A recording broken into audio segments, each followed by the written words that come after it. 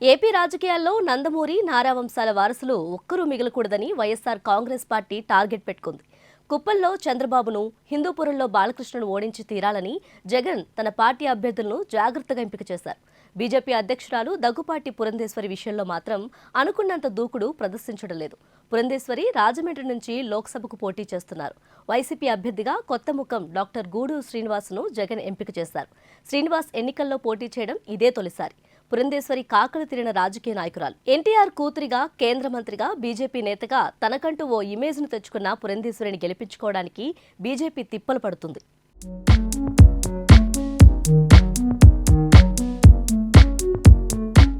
TDP, జనసేనలతో పొత్తులో భాగంగా BJP 6 MP స్థానాల్లో 10 అసెంబ్లీ స్థానాల్లో పోటీ చేస్తోంది. రాజమండ్రి నుంచి పురంధేశ్వరి పేరును ఖరారు చేశారు. టీడీపీ, జనసేనల మద్దతుతో ఈమె ఈజీగా గెలుస్తారని అంచనాలు వెలువడుతున్నాయి. వైసీపీ అభ్యర్థి విషయంలో జగన్ ఈసారి కీలక మార్పు చేశారు. సిట్టింగ్ ఎంపీ మార్గాని భరత్ను పక్కకు తప్పించి గూడూరు శ్రీనివాస్కు టికెట్ ఇచ్చారు. భరత్ రాజమండ్రి పట్టణం నుంచి అసెంబ్లీకి పోటీ చేస్తున్నారు. ఎంపీగా కాకుండా ఎమ్మెల్యేగా ఉంటేనే ప్రజలకు ఎక్కువ సేవ చేయొచ్చనే అసెంబ్లీ టికెట్ తీసుకున్నారు.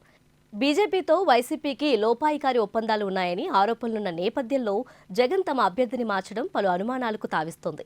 పురంధేశ్వరిని ఎలాగైనా సరే గెలిపించుకోవాలని బీజేపీ పట్టుదలగా ఉందని, తెర వెనుక పావులు కదిలిస్తూ లైన్ క్లియర్ చేసుకుంటుందని గుసగుసలు వినిపిస్తున్నాయి. పురంధేశ్వరి 2004లో కాంగ్రెస్ తరపున బాపట్ల నుంచి కాంగ్రెస్ అభ్యర్థిగా పార్లమెంటుకు పోటీ చేసి గెలిచారు.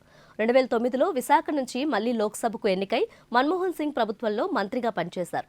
ఏపీ విభజనను వ్యతిరేకిస్తూ బీజేపీలో చేరిన పురంధేశ్వరి గత ఏడాది ఏపీ బీజేపీ చీఫ్గా పగ్గాలు అందుకున్నారు. రాజమండ్రిలో బీజేపీ, టీడీపీలకు భారీ ఓటు బ్యాంకు ఉండడంతో అక్కడి నుంచి పోటీకి మొగ్గు చూపారు. రాజమండ్రిలో అగ్రవర్ణాలు బీజేపీకి, బీసీ కులాలు టీడీపీకి అండగా నిలుస్తూ వస్తున్నాయి. ఈ సీట్లో బీజేపీ 2 సార్లు గెలిచింది. గత ఎంపీ ఎన్నికల్లో వైసీపీ, టీడీపీల మధ్య హోరాహోరీ పోరు సాగింది. భరత్కు 5,82,000 ఓట్లు, టీడీపీ అభ్యర్థి మాగంటి రూపకు 4,60,000 ఓట్లు వచ్చాయి. జనసేన అభ్యర్థి ఆకుల సత్యనారాయణకు 1,55,000 ఓట్లు పడ్డాయి. టీడీపీ, జనసేన ఓట్లు బీజేపీకి బదిలీ అవుతాయి కాబట్టి తన గెలుపు ఖాయమని పురంధేశ్వరి విశ్వాసం. బీజేపీ రాష్ట్ర పగ్గాలు చేపట్టాక ఆమె తన కమ్మ సామాజిక వర్గానికి ప్రాధాన్యమిస్తూ బలాన్ని పెంచుకున్నారు.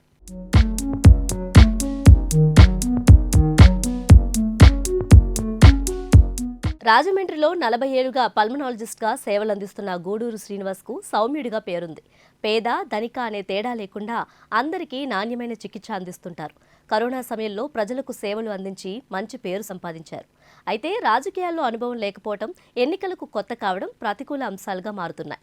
వైసీపీ హవాలో గెలిచేస్తారనే ధైర్యంతో ఆయన బరిలోకి దిగారు. బీజేపీ, టీడీపీ, జనసేనల మూకుమ్మడి దాడిని శ్రీనివాస్ ఎలా ఎదుర్కొంటారనేది ఆసక్తికరం. ఏపీలో ప్రస్తుతం ఏ రాష్ట్రంలో లేని విచిత్రమైన పరిస్థితి నెలకొంది. అధికార, విపక్ష పార్టీలన్నీ బీజేపీ చెప్పినట్టు వింటున్నాయనే విమర్శలున్నాయి. ఈ నేపథ్యంలో పురంధేశ్వరి గెలుపు అంత కష్టమేమి కాదని, ఆమెకు కేంద్ర కేబినెట్లో బెర్త్ ఖరారైందని బీజేపీ వర్గాల మాట.